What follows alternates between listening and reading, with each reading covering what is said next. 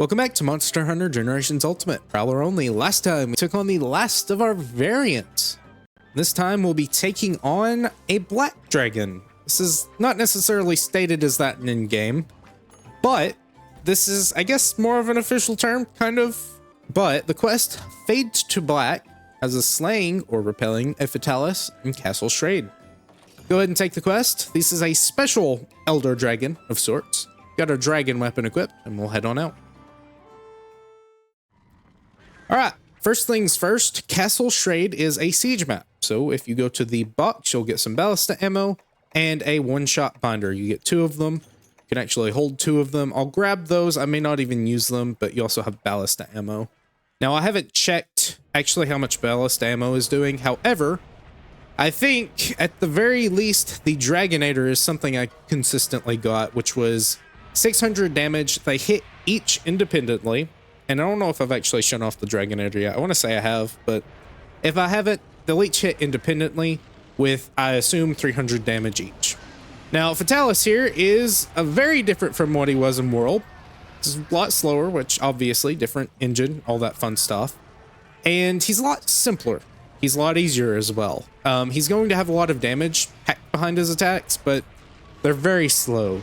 So right off the bat here, we get 600 damage. Sometimes if you hit both of them, they will knock him over, but not always. Now, Fatalis himself, hit zone-wise, is interesting. Some places have the wrong hit zone values, so I actually had to go and test, at the very least, the one that I thought was most important, which would be the chest hit zone. If you're using the MH double cross decks, that will show that the chest hit zone is a 45, and the chest, I believe, just does reach all the way down and includes his stomach as well. So other places will state it is only 30, and the easiest way I could figure to tell is, since it is a weak spot at 45, is to go in, and I went in with the Celestial Squall on my double cross save and paralyzed him and just kept hitting him on the chest, and crit sparks were flying, and I had weakness exploit applied. So if I didn't have weakness exploit, I would be seeing negative crits and no actual crits going off, but since it was a weak spot, I was getting the actual affinity crits that you get when you crit. The face is, I believe, 70 for cutting. The neck is 50 for cutting.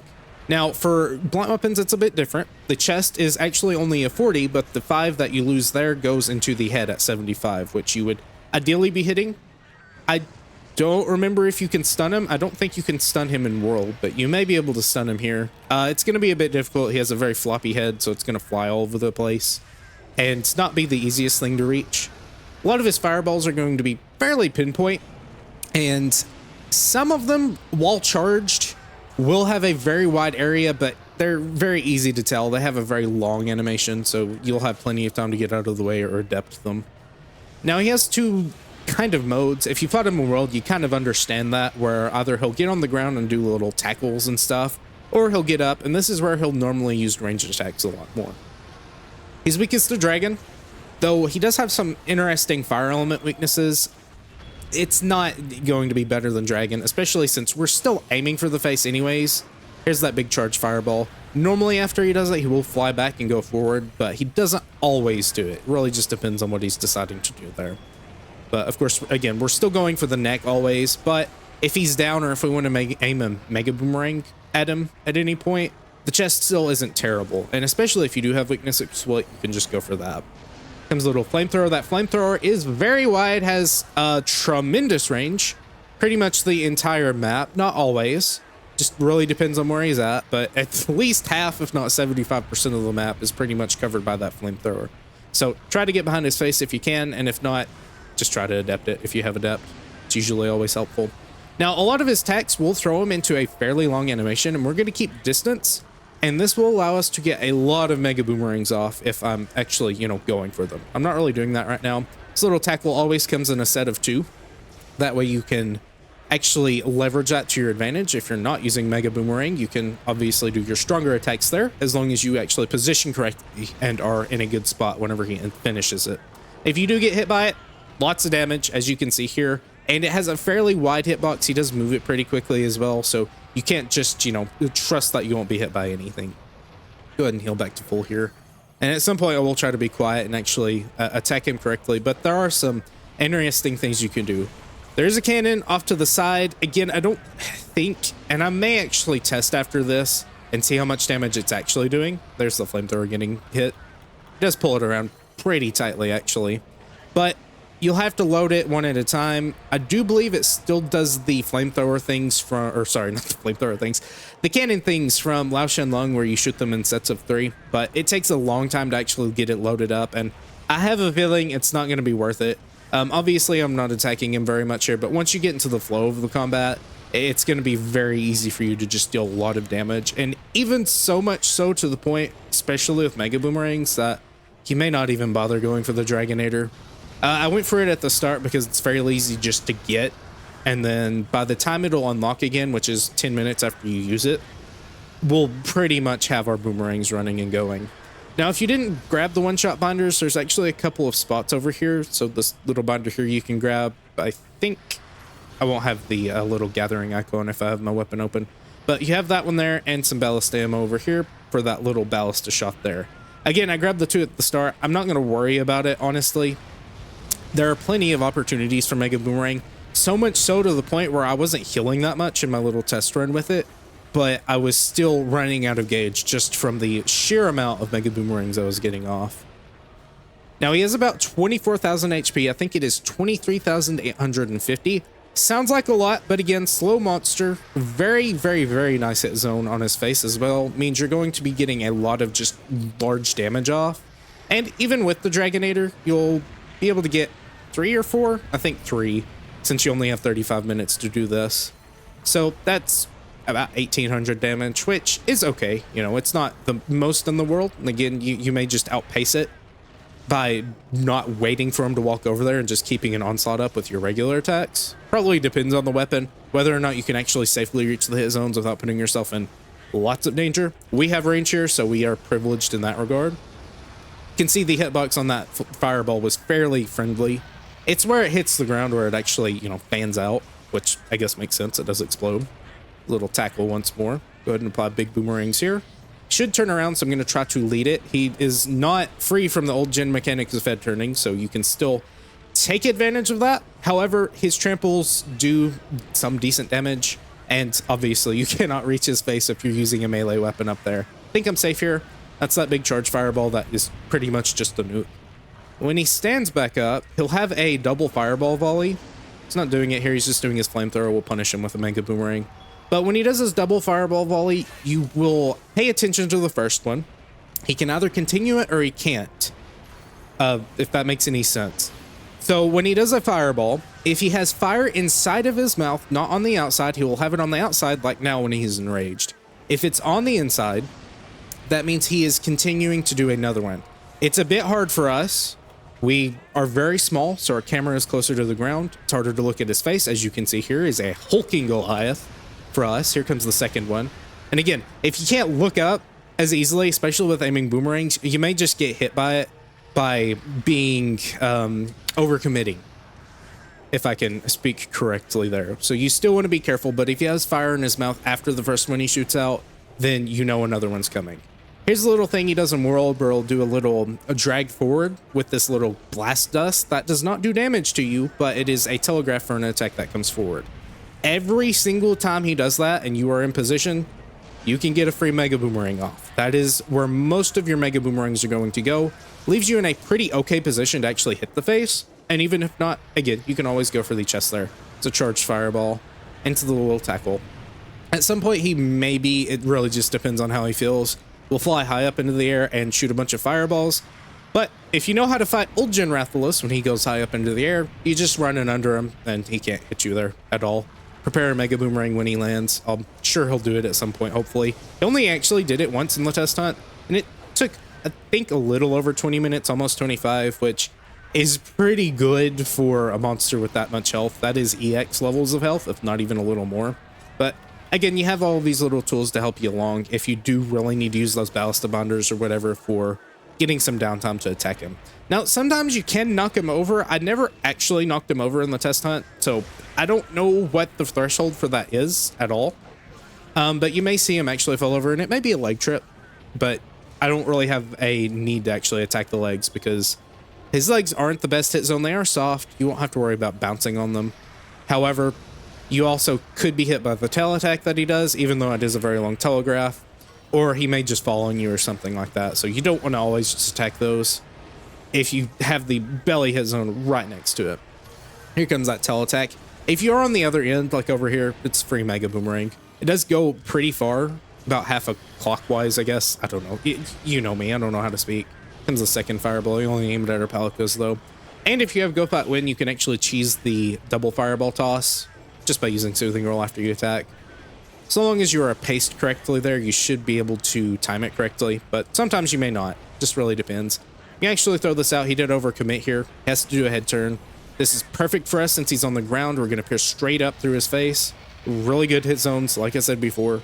And we don't have to worry about negative affinity or anything, so we're just getting lots and lots of damage off when we do that.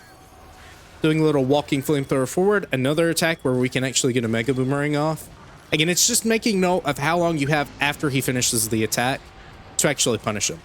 Here's another one. Palico gets a head break, surprisingly. It's not like World. There's no phase 2 or anything. Even when he gets enraged, his hit zones don't change at all. Like, they stay the same the entire way throughout. He doesn't get any, like, super flamethrower blue fire if you don't break the face or anything. It's just kind of the same all the way throughout. Dragonator is ready. I'm not going to use it. I don't really feel the need to. I'm going to go ahead and throw this out. And if you watch, again, he has so much downtime during this. He will maybe head turn. He will also be able to do a fireball. But by the time we get our Mega Boomerang out, it doesn't matter. We're already ready to move again. So we can dodge it if we absolutely need to or just position out of the way of it. Comes another one. A little far away, but we're still safe. Get this out. Aim it towards the chest. And if you want to, you can try to angle it if he does do a head turn. Get a wing break, I believe. On both of them, actually, which is good. And maybe the Palico got a wing break because his face doesn't look damaged. It is the same in World. It does have a double face break, but again, as far as I'm aware, as far as I can tell, does nothing for you other than give you materials, which is good. You do want Evil Eyes, I believe, for the weapons, which are okay dragon weapons. For us, it'll be not a different story, but I'll talk about that when we come to it. Charge Fireball. As you can see, he did not fly back there, so he will sometimes just continue an onslaught. There's a chest break, which is good. Here comes a Fireball. We'll dodge into that. He is not continuing it. He did not have fire in his mouth. Dodge this. The hitbox on that is a bit larger than it looks. It is an explosion, so just kind of dodge in time with it just to play it safe. Can continue this. No fire in his mouth. Here comes the tail sweep. This is also a fairly easy attack to dodge. I wasn't thinking where it would actually land. I'd stay away from that. It's a lot easier to dodge because it comes pretty quickly. So you may even be able to just naturally iframe it pretty nicely, like a Narga jump or something like that. Got enrage, which is good. Extra affinity, faster speed. Comes the flamethrower. I do not know if the kickback is a different actual damage than the main flamethrower, so I just did go ahead and Soothing Roll there. Didn't want to actually fight that. Because it is weird, since your Adept Dodge is a parry, sometimes you'll just completely ignore other attacks, while sometimes you won't. And as you can see, we don't even have Palico Rally, and we're surviving him handily enough to where we'll survive until our Palicos can heal us. This attack is just a little landing attack. It will do a lot if you actually get hit by it, but the outer area of him will be hit by Wind Press as well. So if you're in something that ignores Wind Press, you're perfectly fine to just maybe position for the face. And even if not, you're not in too much danger. His face is a little scarred, so I think the cat actually did do some damage to it. I'm going to dodge into this. May have been fine to just follow the face, but it's not the end of the world. He's going to roar. Means he's enraged. Not always. Sometimes he'll just roar. Comes the kickback into the flamethrower. I'm going to get behind him. Ideally, he is walking forward because that makes it easier to close distance, but sometimes he can actually back up with it. It's very similar, actually, to Devil Joe's Breath. In fact, that may have been the inspiration for Devil Joe's Breath. I don't know if he did this in older games or not. Like in Monster Hunter 1. I believe he was in Monster Hunter 1. But Joe does the same thing. He'll sometimes walk forward. He'll sometimes go backwards. Really just depends. I have a good opening here. I'm going to try to go for the face. This might hit me. It did. Again, it looks a little weird. It has a very wide hitbox, so you just want to try to time that correctly.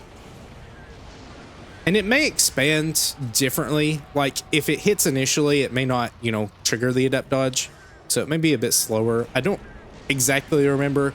Generally, you should have enough iframes if you just try to explode the initial, or sorry, dodge with the initial fireball. I did just explode there.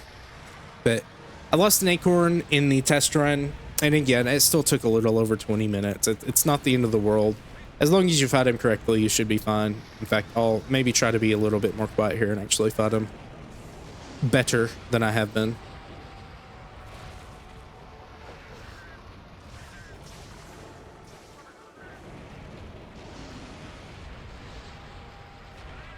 As you can see, the trample's not doing that much damage, but it is still consistently decent. If you keep getting hit by them, then you will lose some decent amount of health. I think I'm safe here.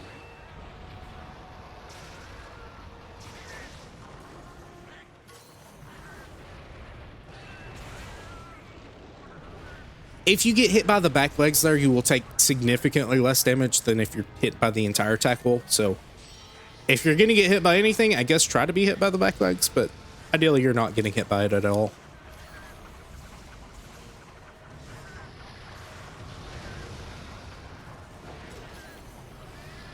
Don't think that'll reach. Yeah, we're good.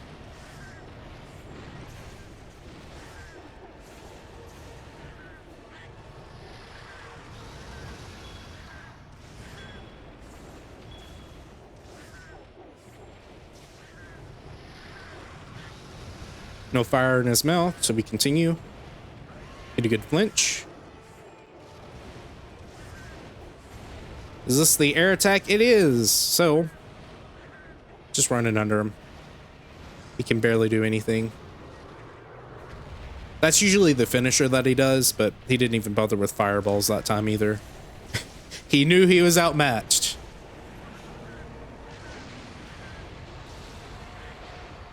It's a little bit scary there. I did dodge just a little early for that to feel safe.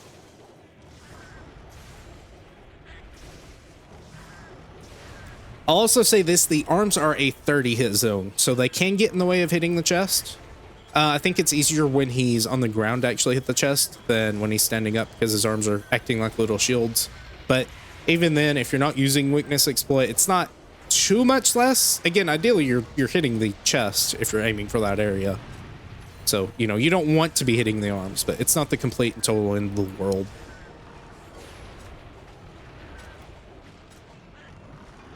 I'm failing pretty miserably actually to aim this correctly or get to it on my item bar. Actually went pretty well though, all things considered. Again, no fire in his mouth. It's on the outside of his mouth, so it's just the enraged flames.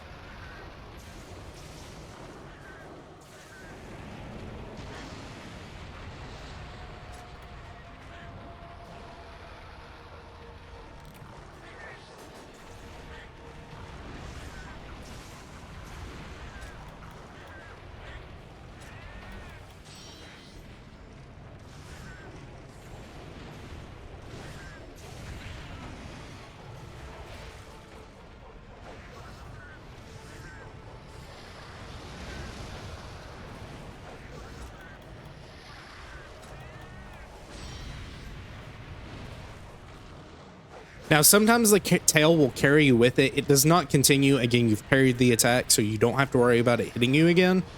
But that time I just went over it and didn't even look at his mouth there. Again, it's very important. If he's shooting fireballs, look at his mouth. Make sure he's not just continuing it. He's just getting mad right now. It's okay. I'm going to throw this out in Soothing Roll. No fireball. Not that it mattered. We were in Soothing Roll. He did just fall on me. All right. I frame this. Heal back to full. I'm not going to worry about go fight when healing. I think this is fine. Yes, we'll lose out on some damage, but it's okay. Again, we're just trying to complete this. He can turn that quite a bit as he lands. That is something he can do. So don't just think he's just going to land straight forward. He can turn it, which is a bit funny. I thought he was going after my Palicos, but he wasn't.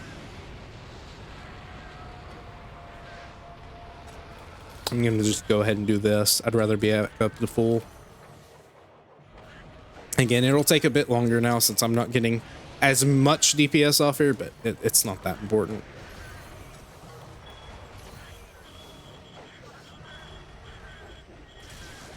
Nice face break.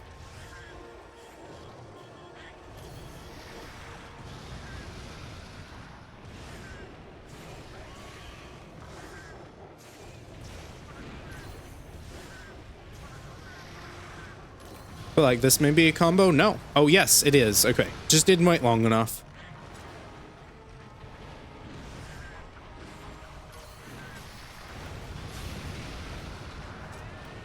Get a better vantage point on how large those actual fireballs are when they actually collide with the ground.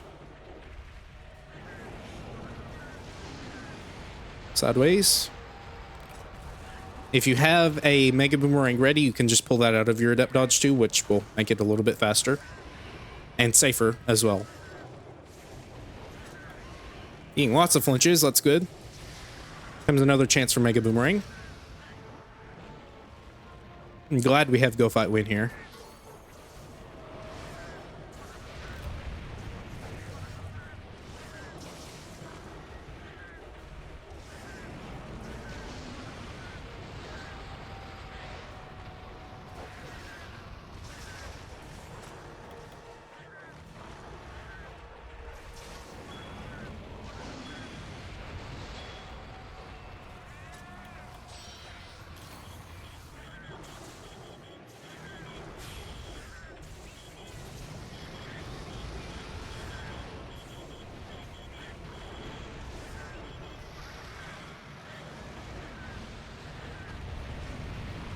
I do believe that flying attack also does a very high amount of damage, so you still want to avoid it.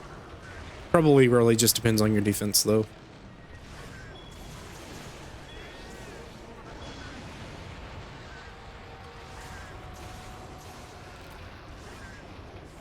Should have went for Mega Boomerang there while I had Go Fight Win.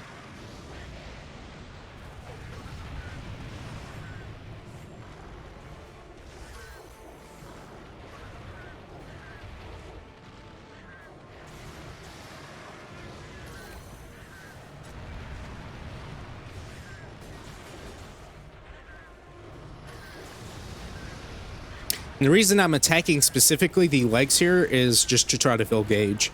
If it's going to take too long for you to actually run up to him when he's just going to get right back to you anyways, you might as well just attack the legs and get some extra gauge, and it's better damage than obviously attacking the tail, which you bounce off of. Like here, it may be better to run forward, but I'll do it after he finishes the attack.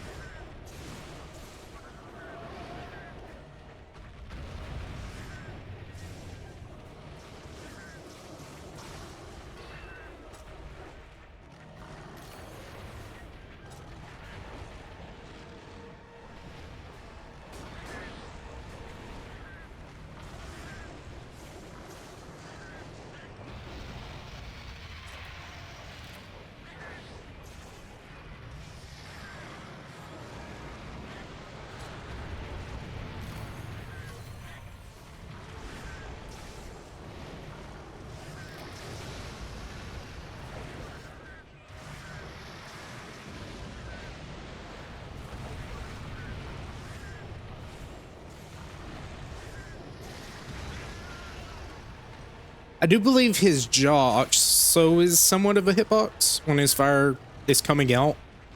It's similar with the flamethrower as well. You saw me get hit by that very early on. It's not, you know, completely safer on the face, but for the most part it is.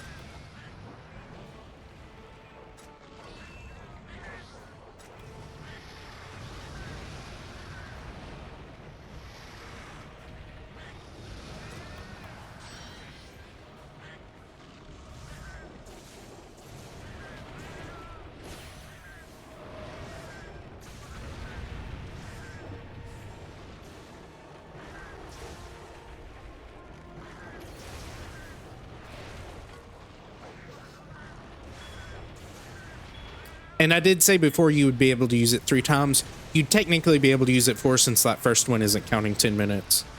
So while it may be closer, since you'll have to wait for him each time, and that means it'll be further and further away and closer to the 35-minute mark, As long as you don't waste 5 whole minutes waiting for him to get to the Dragonator, total time for each one, you should be good to get 4 off, which would be 2,400 damage, which is, it's okay. It's not the end of the world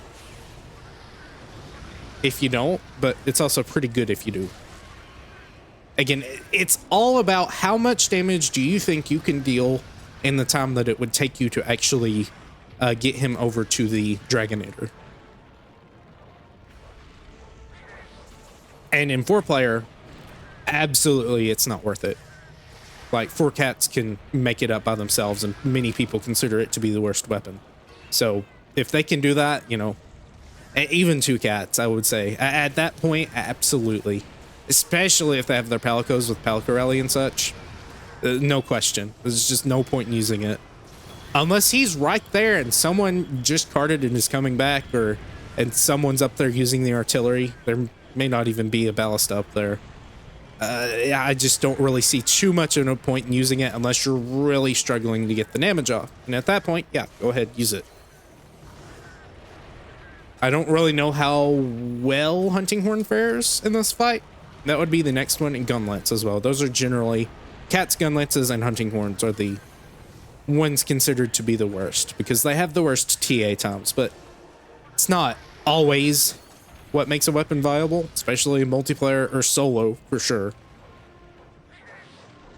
But it is a thing to consider.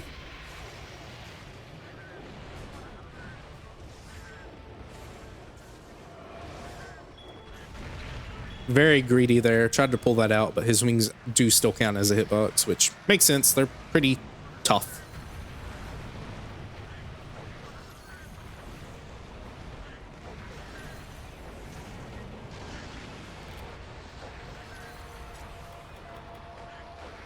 Actually gonna check here. I think I have Hurler, yeah. I used the voucher for it, I'm pretty sure, so I better get it. Doesn't always happen. You will very rarely have times where you do not get the skill you want, even if you use a regular voucher. I think Gourmet is guaranteed, but it may be like, oh, you have a 1% chance to get it. There's that kind of very, again, it's a very large hitbox. So if you are off to the side, you can still be hit by it. It's not something like a Rathalos Fireball or Rathian Fireball, where you can get behind her face or his mouth, depending on which one you're fighting.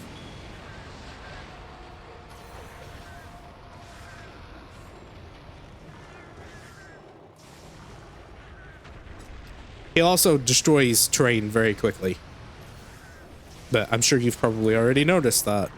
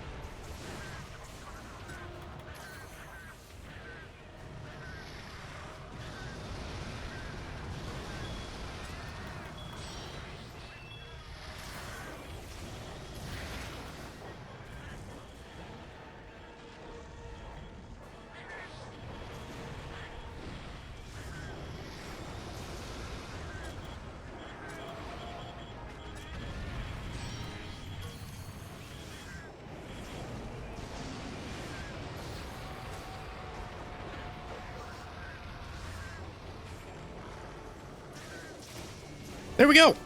Not too long. Certainly not that much longer. Well, okay, about 10 minutes more. Not quite 10 minutes more, but probably 7 or 8 minutes closer to, which isn't terrible. As per usual with repel quests, if you don't deal enough damage to kill it, but you've dealt enough damage to repel it, it'll repel at the end. It'll come back. If it has too low health, it'll come back with a little bit more. But most of the time, if you're not dealing enough damage to kill it in that amount of time, it probably won't come back with more health. And certainly the amount of extra health it does come back with isn't enough really for anything, especially in a 35-minute quest. You get 3 carbs, 2 spots, total of 6. Carved them up. I'll meet you back at base.